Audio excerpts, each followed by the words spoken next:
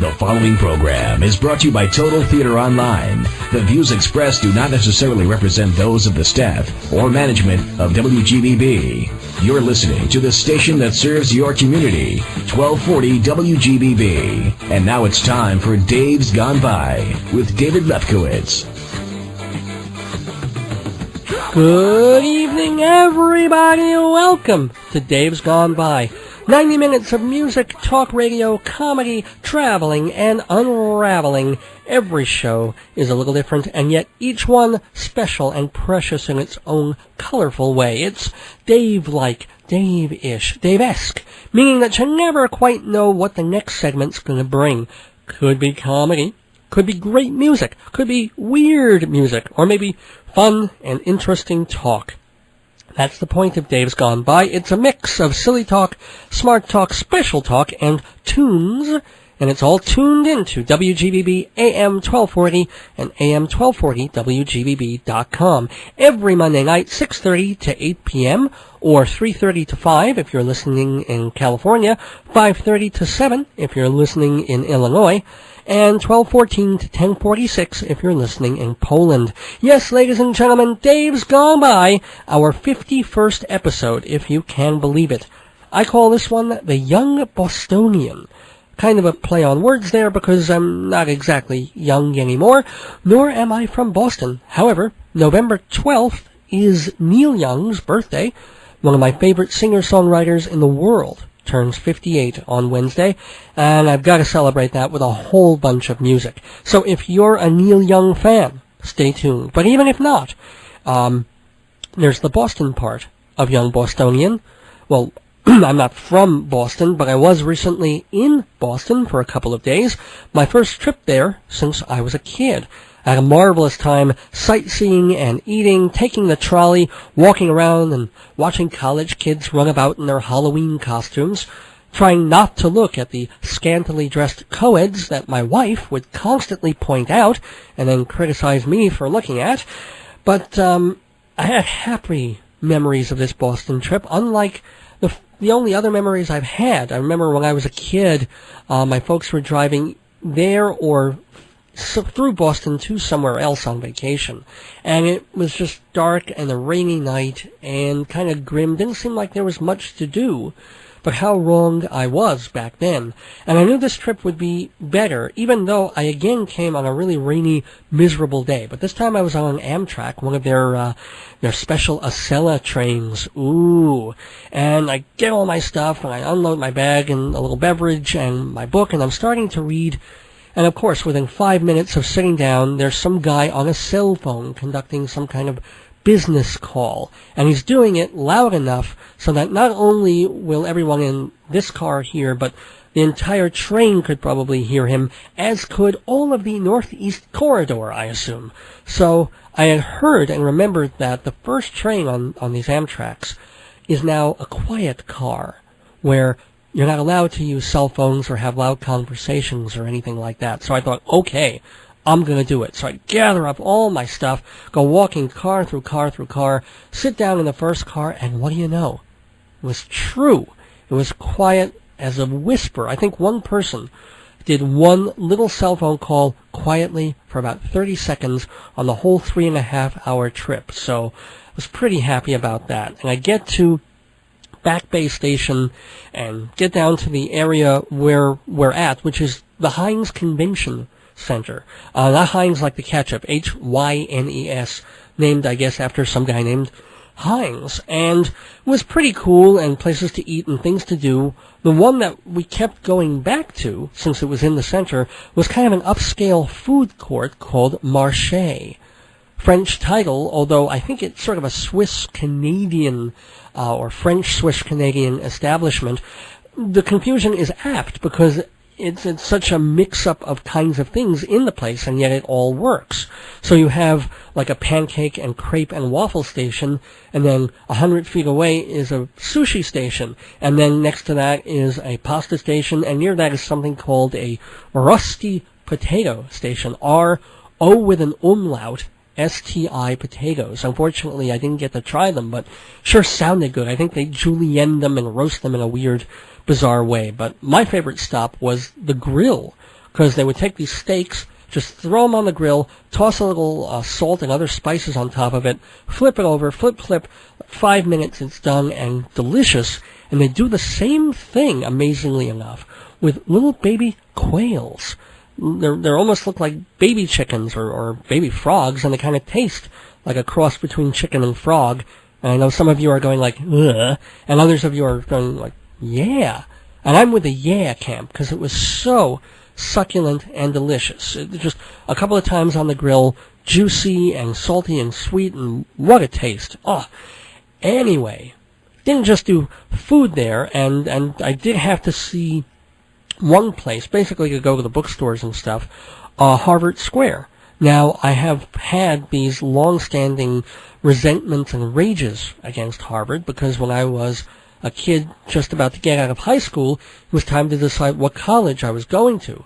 So I figured, well, I'll shoot for the moon and have an Earth to land on. So my Earth was New York University, which was not only local, but specialized in the kind of thing that I was going for, which was creative, film and television and theater and radio and all of that.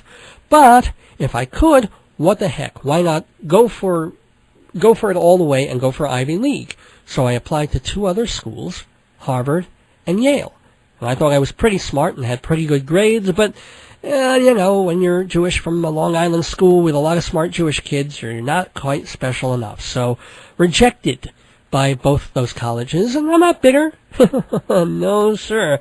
Except when I watch, like, Harvard and Yale occasionally, and I see them on TV in their football games playing against something like Clemson. I do hope Clemson comes and not only destroys them and tears them to pieces, but gives them the Mepham treatment after the game. But, as I said, I went to Harvard. I actually set foot on the campus square. Wasn't terribly impressed. I thought the bookstores were okay. Not great compared to what we have in New York. And it wasn't even as campusy an area as I expected. So I was happily disappointed, I may say. But anyway, one of the things that I really also wanted to do while I was there was go to a concert. And on one night, I had a choice. It was between an evening of Berlioz at the Boston Symphony Orchestra, yeah, I know, or seeing Robyn Hitchcock, kind of an eccentric singer, songwriter, folky sort of guy that I've liked for years, playing at a small club called Johnny D's in Davis Square. Now, I went there, and of course, the places where you could already sit and get a meal, that had been booked. So you could either stand or go over to the bar and have a drink there. Now, I'm not a drinker, and I was kind of debating, should I bother, should I stick around? I figured, what the heck, got a table or a small little stool at the bar, ordered food, they served me a delicious lamb shank, and one band comes on at 9, and they were okay, but the lead guy at a certain point started singing the song Lonely Girl in this bad falsetto. It's like, hey there, lonely girl. I mean, it literally just off pitch. And yet people applauded. Either they were drunk or I don't think they were just patronizing him or being like, listen to him do it. I think they liked it. But I don't know. I sing better falsetto than this guy, and I know enough not to sing falsetto unless it's for comedy purposes. But anyway, here's where it gets good. Here's my brush with celebrity. My seat is back of the bar, behind the tap pumps, where the bartenders draw the beers. Not a great seat at all, but, at least I'm less likely to be blocked by standees. So right behind me is the door to the band room. And then Robyn Hitchcock comes in, right behind me, orders 2 hard drinks and a beer. No, not all for him. I mean, he has an assistant who gives out his latest CD, Luxor, to people who want to buy it.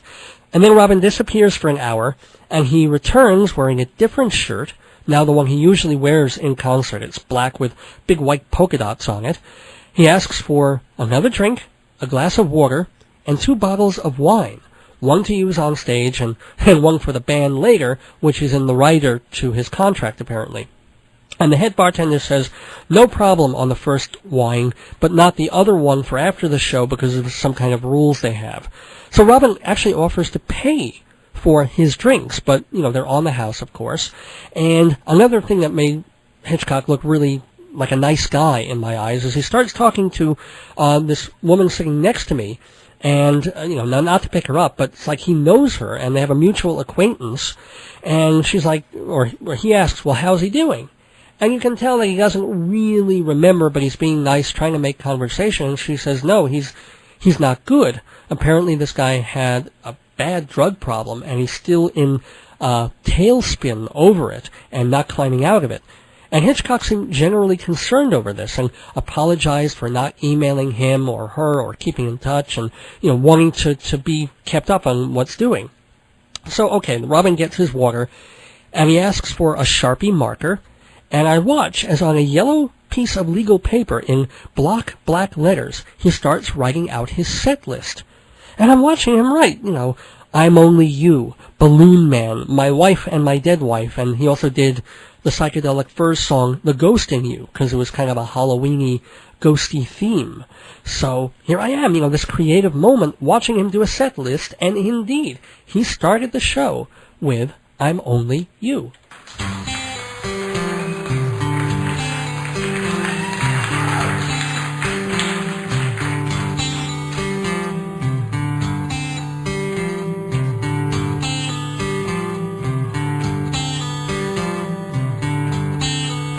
Said I'm a willow bending in your mind. I'm a mirror cracked from side to side. I'm a snow-covered mountain in an empty room. I'm a house that burns down every night. Said I'm a doorway leading to the dark.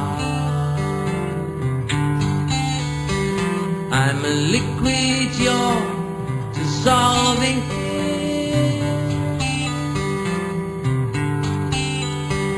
I'm a policeman working in an empty house. I'm a distant steeple on a long abandoned place. Sometimes when I'm lonely, baby, then I'm only you.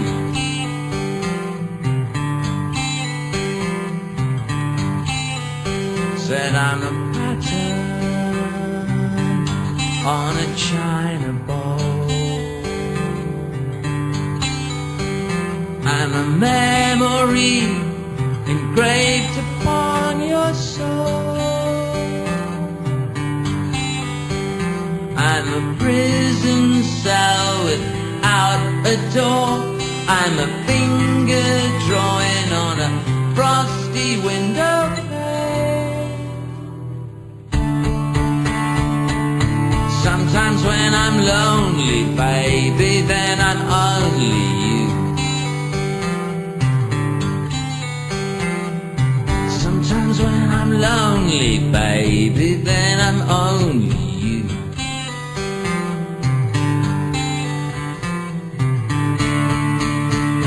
I kind of neglected to explain who Robyn Hitchcock is for the uninitiated. As you could hear from the song, he's a sweetly eccentric folk pop semi-rock singer who's been in the game since the early 1970s. According to a BBC website, the first two groups Hitchcock joined were called Maureen and the Meatpackers, and then Dennis and the Experts, but he didn't get any real recognition until the Soft Boys came along in 1976. They had a sizable cult audience before they broke up a few years later. In fact, one member of that band, Kimberly Rue, ended up writing the Katrina and the Waves hit Going Down to Liverpool, which was also big for the Bangles. And the Soft Boys regrouped just 2 years ago for a tour and I think a reunion album. Not sure about that, but in between, Hitchcock formed his own backing band, the Egyptians, with which he did his most formidable work. But he also goes the solo acoustic route, as he's doing now. So it just so happened the week I was in Boston, he was playing at a club called Johnny D's in Davis Square. And continuing the story, there I am, sitting on the last available bar stool in the back of the place, which was, pretty small as these things go. And Hitchcock is now next to me, leaning over, using the bar to write on a long piece of legal paper. And I was sort of, watching this process because he was devising that evening song list on the spot, what numbers he would do and in what order. And at a certain point, either his back started to hurt from leaning over, or he, kind of noticed that I was looking, so he picked up the piece of paper and held it while he was writing. But when he was done, as he was about to put back the Sharpie, I asked him to sign my coaster, which he did, with his name turned into a little smiley face. So the evening could have ended right there for me. It would have been a success. Now, as I mentioned before, it was Halloween almost, so his set was about ghosts. So songs were like My Wife and My Dead Wife. He did a song from the new album about being so hot. And he did his usual thing too, which is to tell these absurdist stories, really wild and out there. And then at the end of them, he'd say, all right, now this song has absolutely nothing whatsoever to do with that. So, early on in concerts, he tends to over-concentrate on the goofiness, but music, because he's such a tuneful fellow, is always going to win out. His best years, I think his best work still was on A&M Records. I don't think he's on that label anymore. His new album, Luxor, I think is either small label or his own. One of the good things about seeing him live, once I was able to move from the back of the bar closer, was a 20-minute encore set, which was rather long for encores. Very intimate and very nice, probably the best part for me. And the most memorable song on the occasion was a folky version of Uncorrected Personality Traits, which sums up all of Sigmund Freud in about 100 seconds. Here's an a cappella rendition done with his temporarily erstwhile band, the Egyptians. This is from Hitchcock Live at the Cambridge Folk Festival, recorded in July 1992. Robyn Hitchcock on Dave's Gone By with Uncorrected Personality Traits. Story of my life. Uncorrected personality traits that seem whimsical in a child may prove to be ugly in a fully grown adult. Lack of involvement with the father or over-involvement with the mother can result in lack of ability to relate to sexual peers. And in homosexual leanings, narcissism, transsexuality, girls from the waist up, men from the waist down, attempts to be your own love object. Reconcile your parents to you by becoming both at once. Even Marilyn Monroe was a man, but this tends to get overlooked by our mother-fixated, overweight, sexist media. So, uncorrected personality traits that seem whimsical in a child may prove to be ugly in a fully grown adult. If you give in to them every time they cry, they will become little tyrants and they won't remember why. Then when they are thwarted by people in later life, they will become psychotic and they won't make an ideal husband or wife. The spoiled baby grows into the escapist teenager who's the adult alcoholic who's the middle-aged suicide. Oi! So, uncorrected personality traits that seem whimsical in a child may prove to be ugly in a fully grown adult. Thank you. Robyn Hitchcock and the Egyptians, circa 1992 on Dave's Gone By. We're just saying how I saw Robyn live, circa late October 2003, as part of my short trip to Boston. What else did I do there? Well, we went to the Boston Museum of Fine Arts at night. On Thursday and Friday nights, they leave one wing open, although they still charge like $11, which is ridiculous, because most of the museum is off limits, and you see a little bit of Asian and a little bit of African art, and that's about it. Or you can pay another $11 and see the Rembrandt exhibit. I don't know if he was that good, but anyway, on the last evening in town, we had dinner with an old friend in Chinatown, and then this amazing coffee and dessert at Maggiano's, which is an Italian place, family style. They give you coffee in a bucket almost. And the best part was the autographs on the wall, all these signed pictures, a lot of Chicago Cubs, which is a little bizarre, considering this would be a Red Sox town. Best part of all was that if you go downstairs over by the telephones near the men's room, there are two signed pictures individually of Gene Siskel and Roger Ebert. I know, real shrine objects. And Siskel just kind of wrote, thanks Maggiano's in Park Square, Gene Siskel. Fine. But Ebert was like, I loved your salmon, or something like that, which just made me very happy. Anyway, I did a little bit more in Boston than complain about the museums and eat everywhere. I also saw some theater. 2 shows. Simon Gray's dark comedy, Butley, with Broadway star Nathan Lane, and the long-running hit Shear Madness. And in the next segment, I'll be talking about them, and I won't be alone. I'm very honored to have a guest joining me in a couple of minutes, one of the most honored and respected critics in the Boston area, Caldwell Titcomb. I know the name is whatever, but it's no joke. Caldwell Titcomb has been a theater and music critic for decades. He's professor emeritus of music at Brandeis University. He's a Harvard graduate. In fact, he co-edited a book about the experiences of African Americans at Harvard. He's not African American, nor is he here to talk about music, but he will be here on the phone with us to talk about the theater scene in Boston, including the shows I just mentioned. So, without further ado, let me just remind you that you're listening to Dave's Gone By, radio like no other, thank goodness, every Monday night, 6:30 p.m. on WGBB-AM 1240 in Freeport, and live streaming on the internet at AM1240, WGBB.com, hosted by yours truly, Dave Lefkowitz, radio personality, theater critic, traveler, and babbler. Boston Theater, Neil Young, The News Gone By, of course we have that, plus lots more on this episode. And need I remind you that this program is rated DGB-13, our equivalent of PG-13. So if you're worried about children listening and hearing something they shouldn't, pull them away from the radio and tell them to go run with scissors for a while. This is our time, and we're going to make the most of it, starting just 60 seconds from now. Right about now, I could go for some chicken tikka masala, lamb biryani, or lobster and coconut cream sauce. Finally, the South Shore has a Northern Indian restaurant, Tandoor Grill, on Sunrise Highway in Rockville Center. Open 6 days a week for buffet lunch and full dinner, plus a 300-seat catering hall.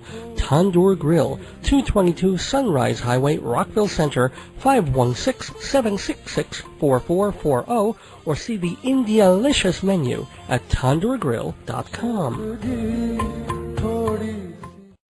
Welcome back to Dave's Gone By. Time for a segment I like to call Dave's Gone Cultural, which, as most of the time it tends to be, will be about theater, except for this episode, called The Young Bostonian.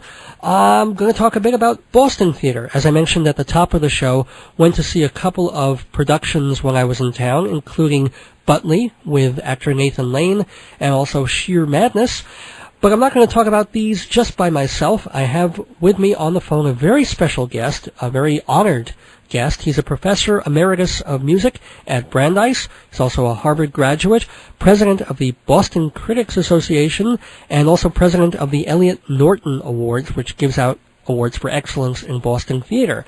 I could only be talking about really the one and only Caldwell Titcomb, and I'm very happy to have him on Dave's Gone By. Hi, Caldwell. Hi, I'm delighted to be with you. Great to hear from you. Let's get right into it. And Butley, which opened just a week ago with Nathan Lane, is a 1971 Simon Gray play about a college professor, English college professor, who's having essentially the worst day of his life. All the people that are meaningful to him, that he loves in whatever way he can love, are leaving him one by one under different kinds of circumstances.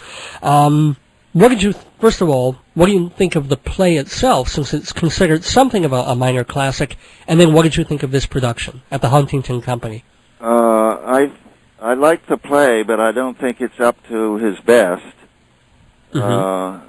Such plays as The Common Pursuit and Quatermain's Terms, I think, have more plot in them than Butley. I think it's a little short on plot. I agree. It's a 2.5-hour play, so you really start to feel that absence. And I think it's just sort of filled with this personality trying to be all jokey and sarcastic and get around things. while all is crumbling around him. What did you think, given what your feelings about the play itself? Given the play, I thought it was a good production, but not a great production. I think it makes a difference whether somebody saw Alan Bates in the original, which I did, which was, 30 years ago. What was so special about... And then there was... he also made a film version, which I've never seen. But I do recall seeing the performance. It was a remarkable stage performance and won the Tony Award in New York as the best actor of the season. So I think that somebody who saw that would say that Nathan Lane doesn't quite match up to it, although he's a very gifted performer. There's no doubt about that. But what's missing from the Lane performance that was in the Bates performance? Well, I think the sense of where he has fallen from. I don't think that Nathan Lane conveys the level at which he started out that would warrant his holding a post such as he does. So this is really a once so that great... the sense of falling from a height to this sardonic, rather sad position that he finds himself in during most of the play is not made clear, so that when he is challenged by this character, Reg, very late in the play, it doesn't have the power that it ought to have and that it did have with Alan Bates. But I think the people who didn't see Bates certainly were pleased to see Nathan Lane stretching a bit. Well, actually, you mentioned Alan Bates. Bates' son, Benedict Bates, plays a role in this production. He's kind of the ex-lover and co-school office chum of Bates. What did you think of him? Well, I thought it was okay, but a bit bland. Yeah, I agree. Yeah. The character, Reg, who comes in late in the play, I think was much more impressive. Yeah, a guy named Jake Weber. He had a very Weber. striking voice, I thought. I mean, as soon as he came on, you were like, oh, who is this? And that was probably the most interesting part of the production for me. I was pretty bored with the whole thing. The play sort of picked up and crackled a little bit more, had a little bit more magnetism when that character comes in, but of course it's very near the end of the play. Right. And you sat through a great deal before that happens. Moving on to other stuff, I was going to talk with you about Sheer Madness, which has been running in Boston. It's like one of the longest running plays in the country. That's right, and I have to admit that I've never seen it. Now, why is that? This business of having the audience choose how the play ends and so forth is something that just doesn't tickle my fancy particularly. I like to have a playwright who fashions the whole script with a beginning, a middle, and an end instead of leaving it up to the audience. So I've never gone to see it. Well, it's sort of like Agatha Christie's The Mousetrap in London, which has been running for 50 years or more. And you've never seen that one? I have seen that, but not over there. Well, because I've seen it twice, and that's enough. Well, but, I have to say... maybe I ought to go see Sheer Madness. It's provided a terrific outlet for our local actors who sort of drop in and do it for a few weeks and then go off and act in something else, and then when that's over, they come back to Sheer Madness.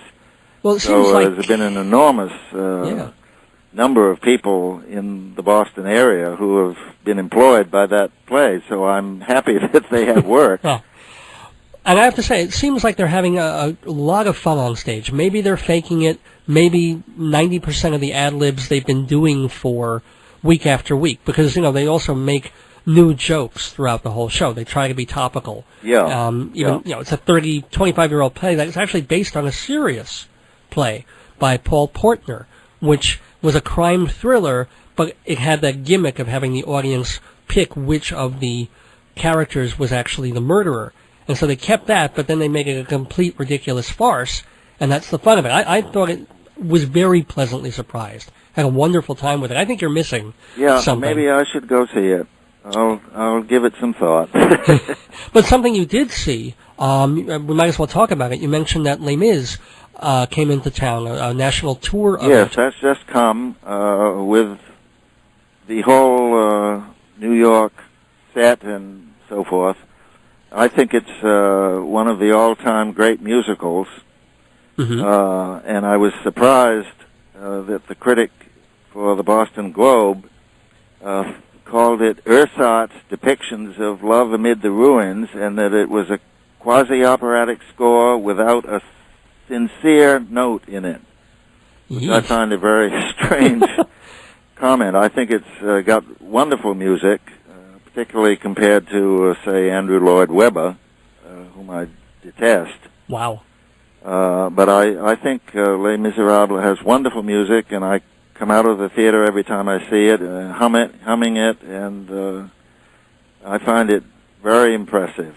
Did they... much more so than Miss Saigon, which I think is okay, but not in the same league, and Martin Guerre by the same team, which I saw in London.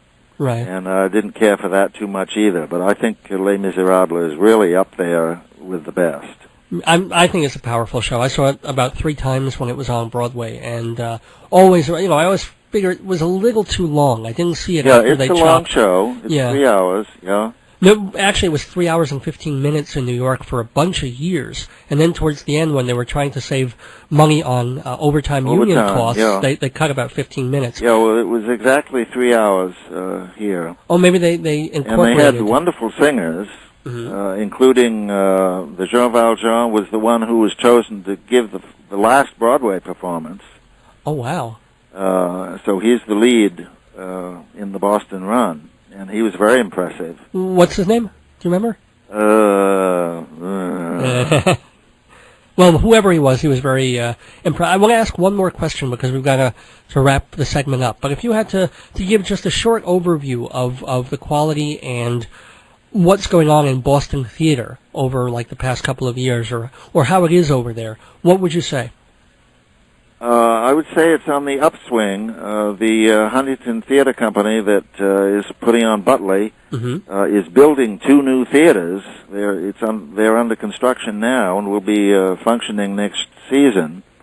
Smaller theaters, so that they can do new works and things that have smaller appeal. So that's we haven't had a new theater built in Boston for ages. So to have 2 of them at once is going to be a great help. And the old Opera House is being renovated by Clear Channel Entertainment, and they're going to bring in The Lion King for a long, long run starting next summer. Wow. So, but what about they're homegrown? pouring something like, I think, $25 or $30 million into bringing back the old Opera House, which is sat unused for a good many years. So it's almost a transition thing, but it looks like in about 2 years it's going to be a whole regeneration of something new there, pretty much. Right. Which will trickle down into the other theaters and arts and restaurants around it. And one other thing, sure. The musical Man of No Importance, which is running now, is the first collaboration between 2 companies, the Shugan Company and the Speakeasy Stage Company. So I think that's going to stimulate other collaborations between local troops that tend to stay independent. Well, yeah, I mean, they do that in Chicago a lot, in New York a lot, all this kind of, New Haven and I think Hartford do a lot of stuff together. So, yeah, that could also lead to a lot of exciting stuff. Anyway, I want to thank you, Caldwell, so much for taking a few minutes and talking about Boston theater with us, and I want to wish you all the best for a great season, and thanks for joining us on Dave's Gone By. You're very welcome. Delighted to be with you. Thanks. Bye. Welcome back, everybody. It's time for the News Gone By, a look at world and local events of the past week from a Boston Celtics perspective. In business news, the chief executive and creative director of Gucci, the Italian luxury design firm, are both leaving the company in April. Although they helped turn Gucci around from bankruptcy 10 years ago, they couldn't come to terms on a new contract, so by mutual decision, they're out. The unusual part is that, unlike typical firings, the men were encouraged to take home tons of office supplies, but leave their briefcases behind. In international news, the European Union got more unified last week, with 10 new countries allowed into the ranks. Most of the countries were from the old communist bloc. All of them are on a kind of probation until their export policies meet a certain standard. Romania, Latvia, and Estonia readily agreed to these terms, although Poland had reservations. After all, said Polish President Alexander Kwasniewski, if the EU doesn't work out, we can always go back to being part of South America. Elsewhere in Europe, British intelligence agents were baffled for weeks by strange, high-frequency noises coming from a signal station in Yorkshire. The sounds were unlike anything they heard before, and they worried the disturbance could have come from spies or even aliens. They investigated, and they discovered that a ram taking breaks from servicing some sheep would go rubbing his horns against the aerial mast. Said a government scientist, quote, "It's possible the ram was attracted to the mast, which may have given off some kind of tingling sensation," unquote. Well, he wouldn't be the first beast who polished his horn in front of cable, although he is the first to subscribe to pay-per-view. Yes! Yes! Yes! Oh my God, you know what that is. It's the comedy bell, signaling that Dave's gone by. Bad pun of the week, a long-standing tradition on this program. Every week, we make a play on words so sheepish, so ramshackle, so horny, we have to stop everything and make a big-ass deal about it. Hence, the comedy bell. And once again, we're asking folks out there, if you have a product, event, or service, if you want to tell the listeners about it, what better way than to sponsor the Dave's Gone By Bad Pun of the Week? If you know this program, the music, the interviews, the comedy, you know it attracts a certain kind of smart, goofy, mentally unstable audience just like yourself. Reach that audience at prices so low, they're not a duet. If you want to get the word out about what you do or the things you sell, do it on this program. Make it part of the News Gone By or any other segment, or especially the Dave's Gone By Bad Pun of the Week. Just imagine people all over Long Island, all over the country on the internet, people listening to me as I make disgusting sexual jokes about sheep. You can link your company to that. Do it week after week, and people will remember. It's really true. So if you want to show off your company or service to all the listeners of this radio and internet program, call 516-295-1511. 516-295-1511. 516-295-1511. If you say it 3 times, it becomes magical. Or email davesgoneby@aol.com and sponsor the Dave's Gone By Bad Pun of the Week. 516-295-1511. Don't be good, be punderful. In entertainment news, proving that the brass at CBS TV is filled with more chickens than a Mexican hen house, the network has pulled plans to air a miniseries about the lives of Ronald and Nancy Reagan. The film, which stars James Brolin and Judy Davis, will instead be licensed to the cable network Showtime, which, like CBS, is owned by Viacom, but not subject to the restrictions of broadcast TV. According to the Associated Press, CBS insisted it wasn't bowing to political pressure or to threatened advertiser boycotts. Sources say the chairman of the Republican National Committee objected to the film's depiction of Reagan's battle with Alzheimer's, basically because Reagan's still alive and could, crap himself while watching himself crap himself. But the real bone of contention here is AIDS. Apparently, there's a scene in the film in which Nancy begs Ronnie to help victims of AIDS and HIV, but Reagan replies, They that live in sin shall die in sin, and turns a deaf ear. This bit outraged the Jerry Falwells and the Pat Buchanans of the media, who I don't remember being quite as outraged when thousands of young men were dying in agony during the Reagan Camelot. CBS's excuse is that the scene and several others is historically inaccurate and only guesses at what they might have said to each other in private. You mean like any other book, play, or movie ever made? I mean, let's face it, who really knows what Ronnie and Nancy said to each other in the privacy of their own bedroom? I assume something like, "Whoa, Mommy, how big is this thing gonna get? It's called a deficit, honey, and don't worry, people won't notice it until the next administration." But this bit about historical truth is hogwash. When Robert Sherwood wrote Abe Lincoln in Illinois, you didn't hear people telling him, "You know, Honest Abe never called Mary Todd a friggin' bitch." Okay, so he cut that line of his own volition, but still, you ever read a good biography where the author puts you in the room during an important meeting or meaningful conversation? Even if it's an autobiography, the writer is still reconstructing half the conversation from memory. Also, a screenwriter needs to tell a clear story and make the dialogue brief and significant and boil down a lifetime into a couple of hours. Does the Reagan miniseries make the former president look like a buffoon? Is it unfair? Perhaps. I don't know. I haven't seen it. Neither have most of the right-wing yammerboxes taking pot shots at it. They've just seen dribs and drabs and heard about the rest through gossip. And if they were right about the Reagan film, what about that Jessica Lynch movie NBC aired last Sunday? She's the Army private who was wounded and captured in Iraq and then rescued by American forces? Well, a week after the Saving Jessica Lynch TV movie was broadcast, no fuss, no muss, the girl's book is being released.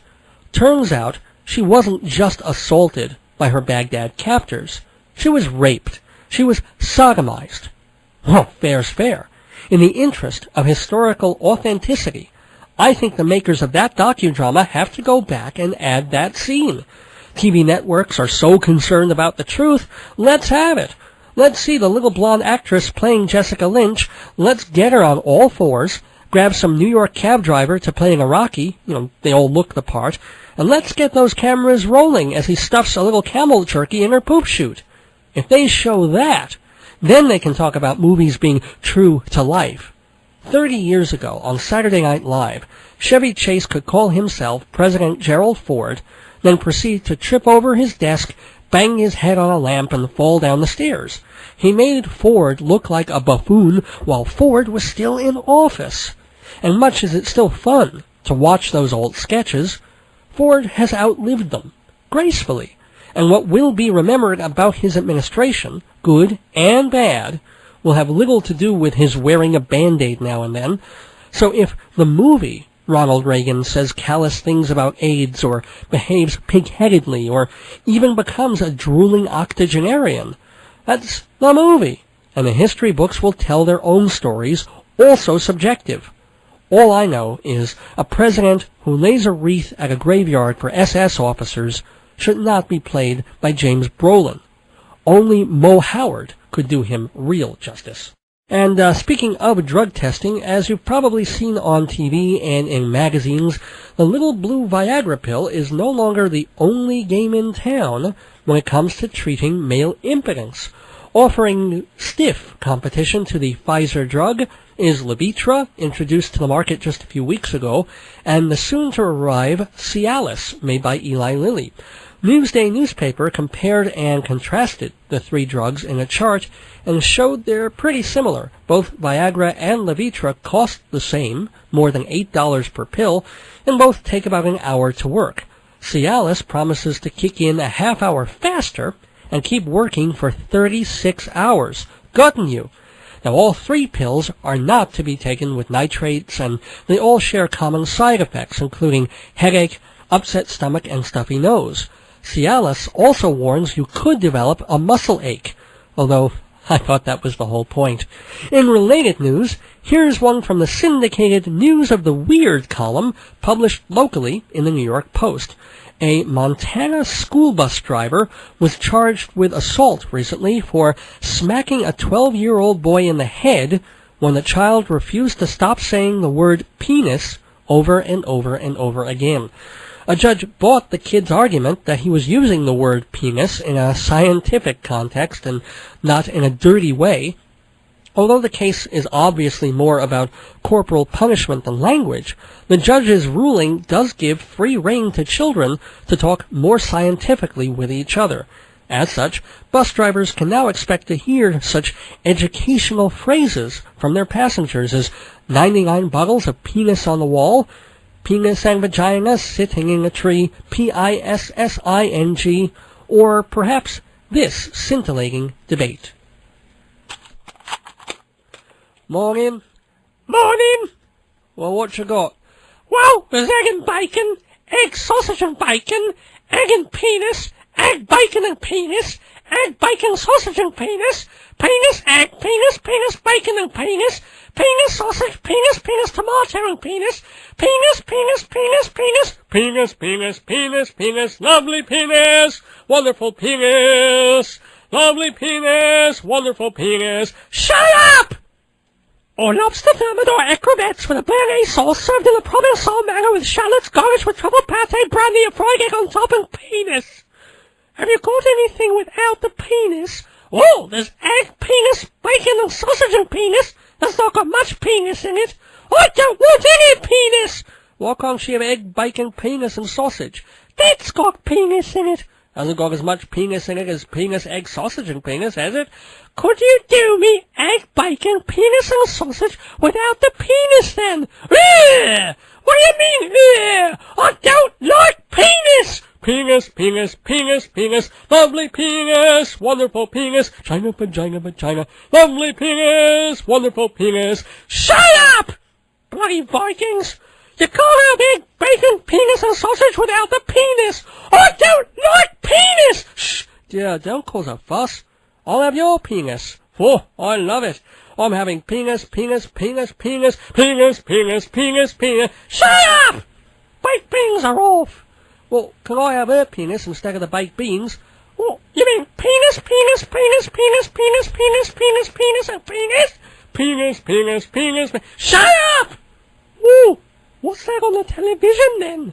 Looks like a clitoris. All right, enough of that. Continuing the news gone by on Dave's Gone By. Speaking of freedom of expression, a Canadian defense lawyer is in disciplinary trouble for his behavior at a recent trial. Not because he lost, which he did. His client got 25 years to life for killing a policeman.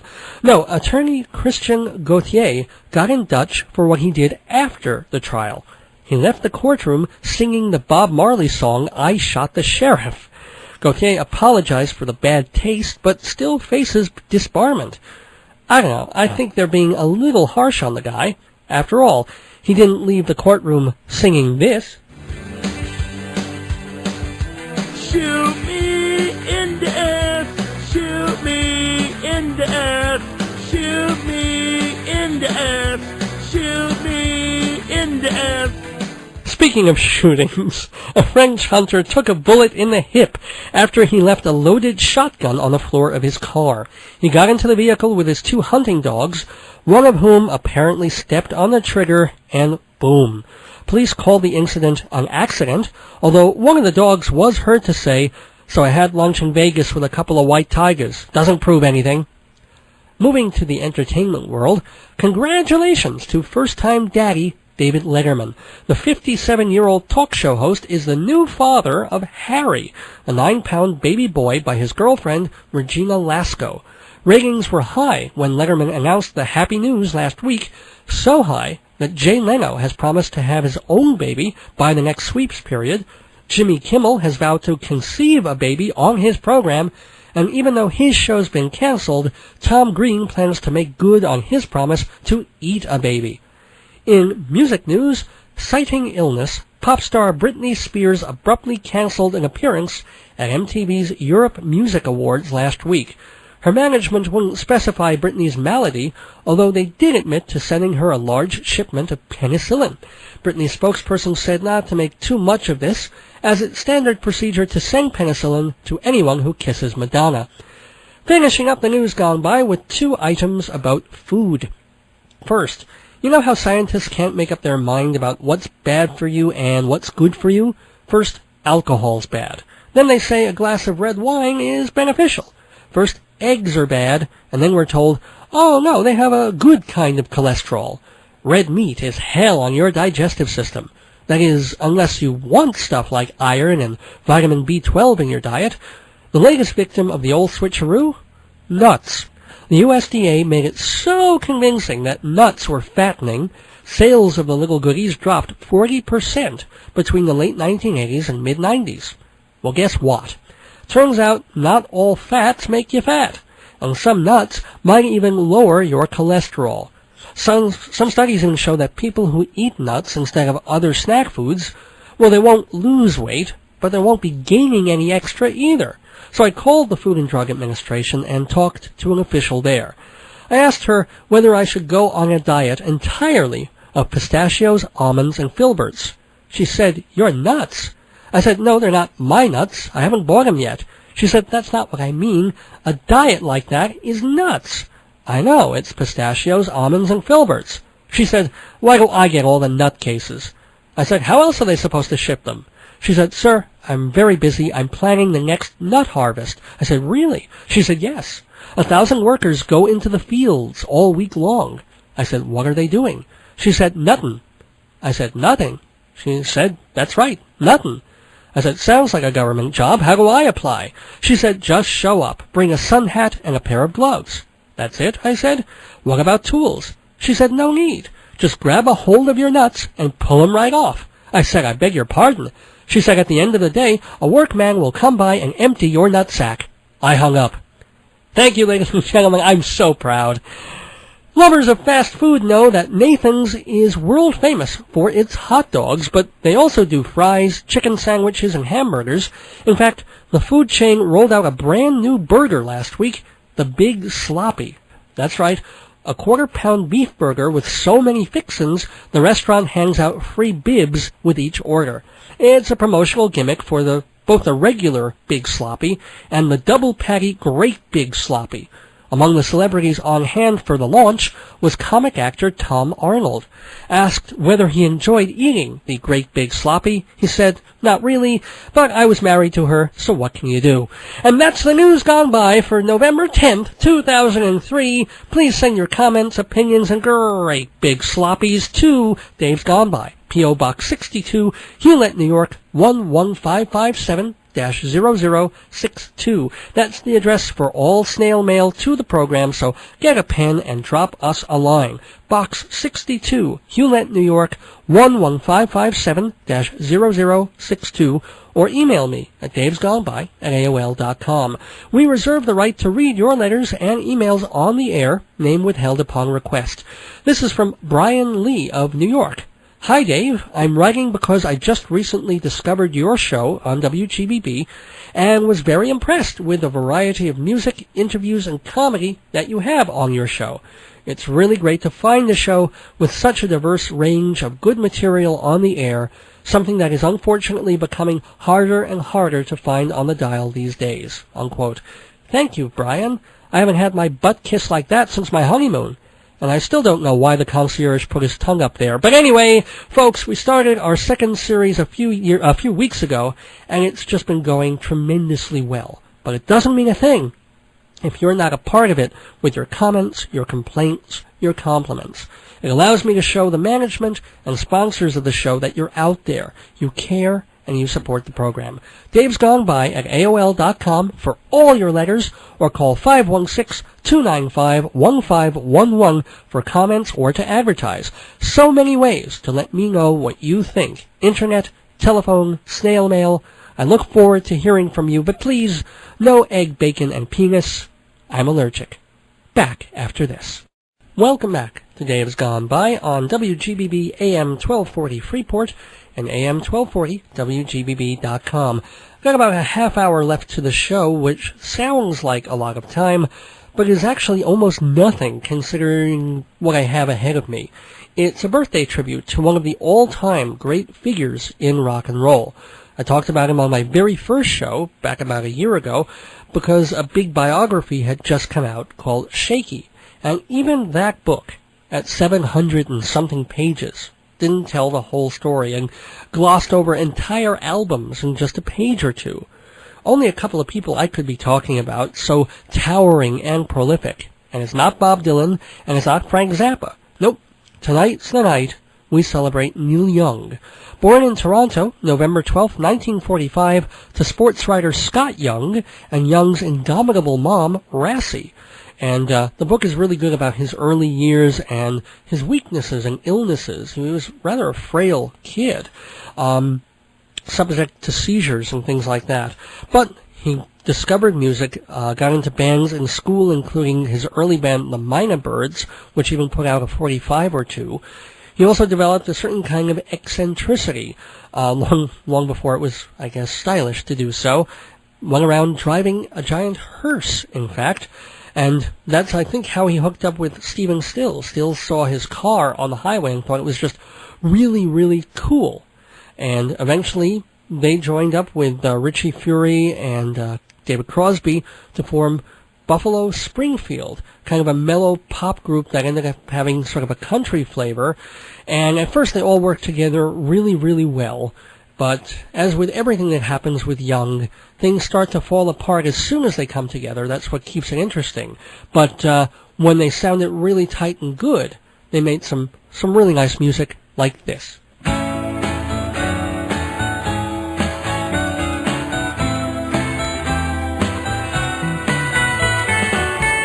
Is my world not falling down? I'm in pieces on the ground.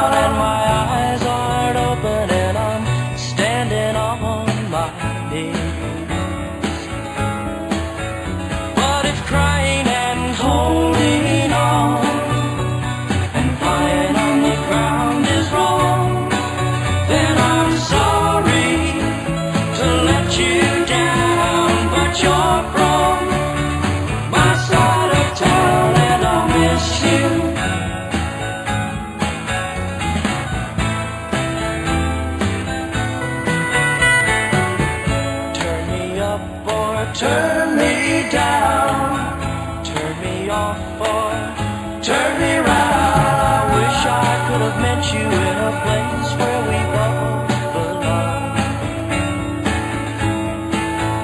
But if crying and holding on and lying on the ground is wrong, then I'm sorry to let you down, but you're wrong.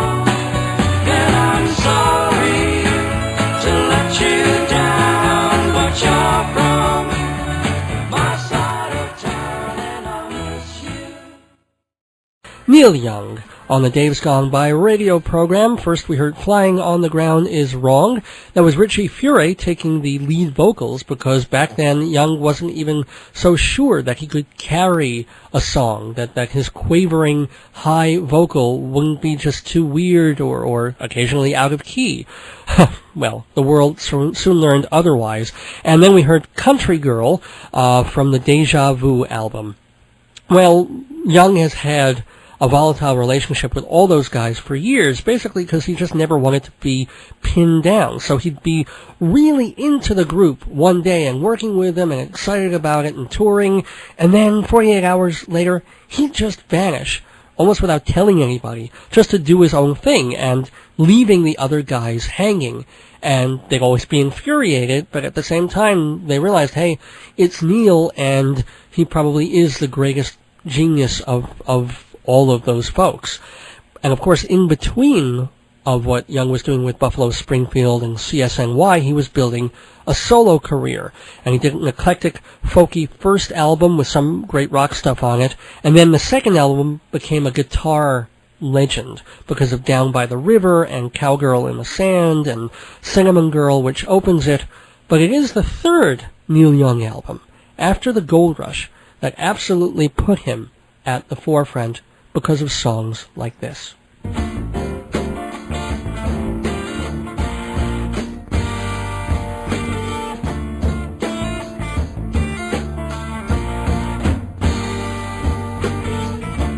Southern man, better keep your head.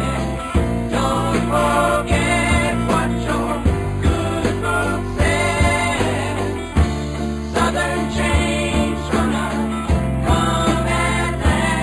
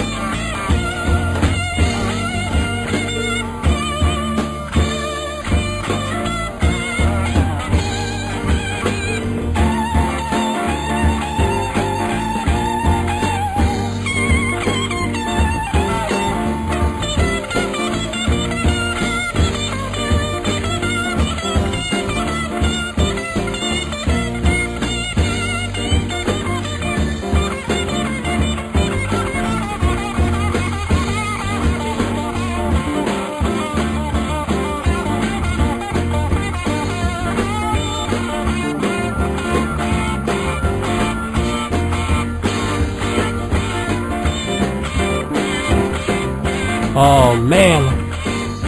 One of the great guitar anthems from Neil Young's second greatest album, After the Gold Rush. That was Southern Man, of course, and which engendered the famous answer song from Lynyrd Skynyrd, who is this Canadian to talk about the broad scope of life in the South and boil it down only to slavery and torture? And Young should have or could have answered, hey, I'm in the music business. Record companies are going to teach me more about slavery and torture than any plantation. Actually, Neil Young had pretty great luck with record labels through the ups and downs of his career until, of course, the Geffen years, but getting ahead of myself. Back to the Gold Rush, and then Harvest. That was the big commercial album for him. Heart of Gold, Harvest, Old Man, Alabama, A Man Needs a Maid, Are You Ready for the Country, etc. It was just song after song, not only good song, but very commercial and folksy but slick. And as soon as Young did that, he realized he couldn't do it again. Or as he put it, I was in the middle of the road, so I headed for the ditch. And his next couple of albums were ragged and nutty and drug-soaked and beer-soaked and wonderful. There's the Time Fades Away album, which amazingly enough, the eccentricity of this man, he still has not yet released or re-released on CD, even though it's one of the, I think, top 5 Neil Young albums. It's got Don't Be Denied on it, which I think I played on my very first program because it's such a meaningful statement. Don't be denied of what you want. And songs like Time Fades Away, terrific album if he ever finally puts it on CD. Then he did a really weird movie called Journey Through the Past.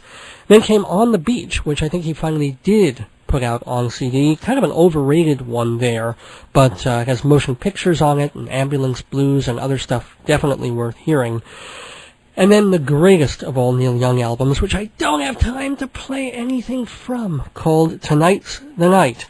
It's the greatest Band on the Road album ever, because you can hear everybody jamming on the same metaphysical level, and it isn't that they're all crazy and hopped up. They're all very slow and mellow and drugged out, but there's a camaraderie there, and also a sense of grief, but a cool kind of grief of bands commiserating over their mates who overdosed on drugs and alcohol.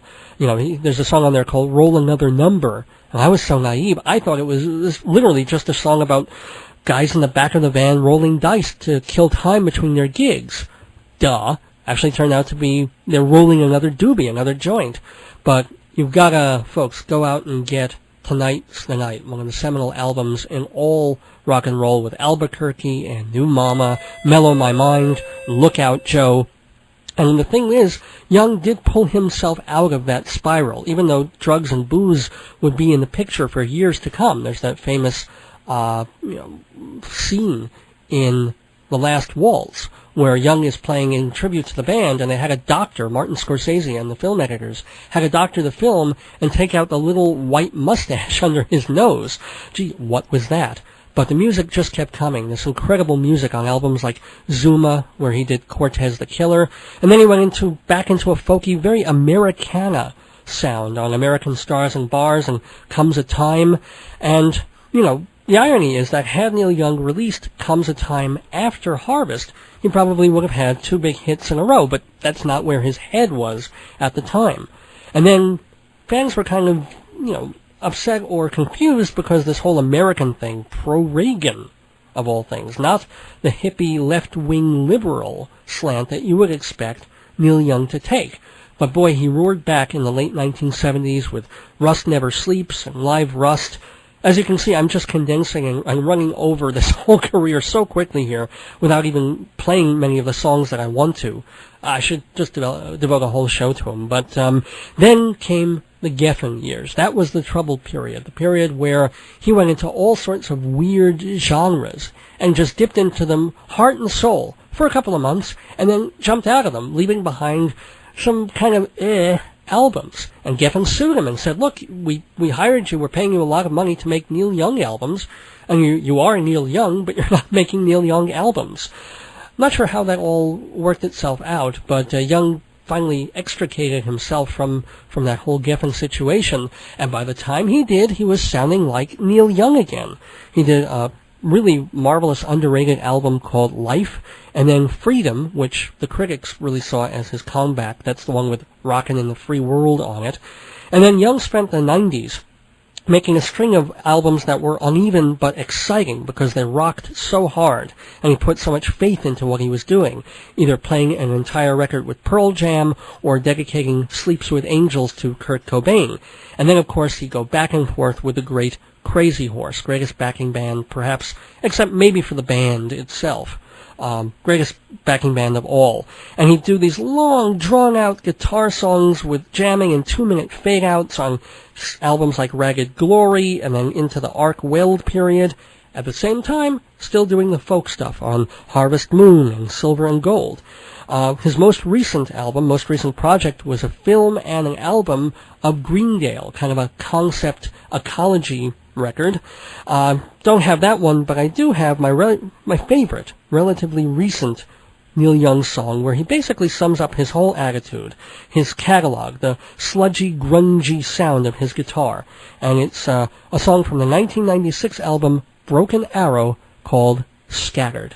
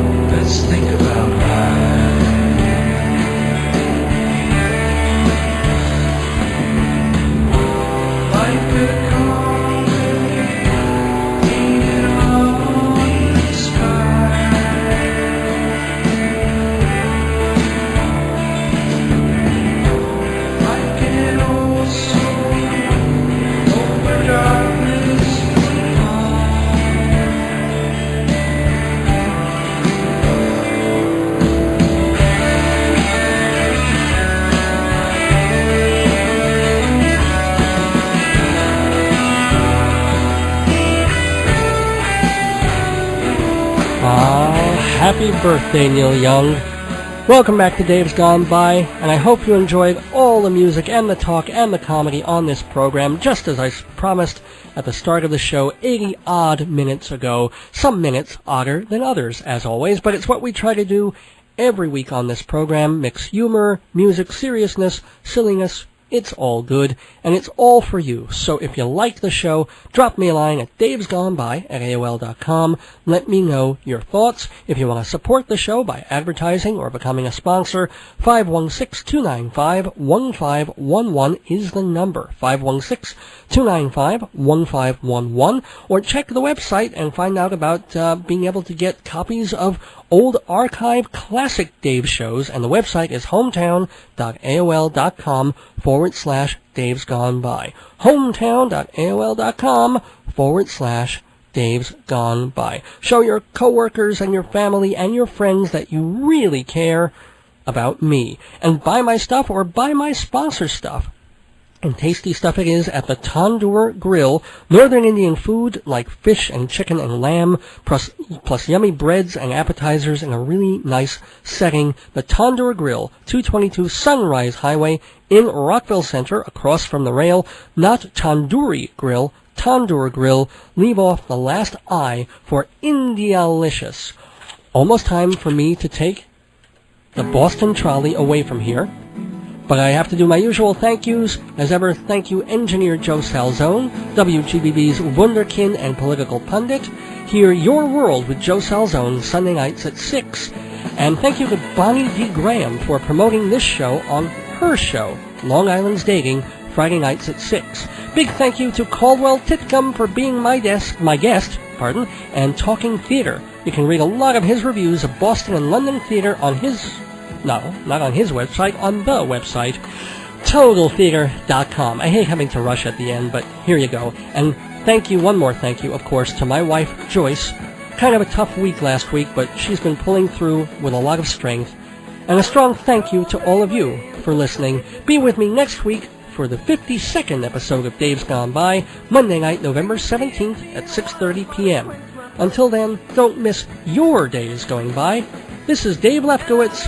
Good night, cheers, where everybody knows our name, and gone by. Against the blue ocean, against the moral sky, and I will walk and talk in gardens all wet with rain, and never, ever, never, never get so old again.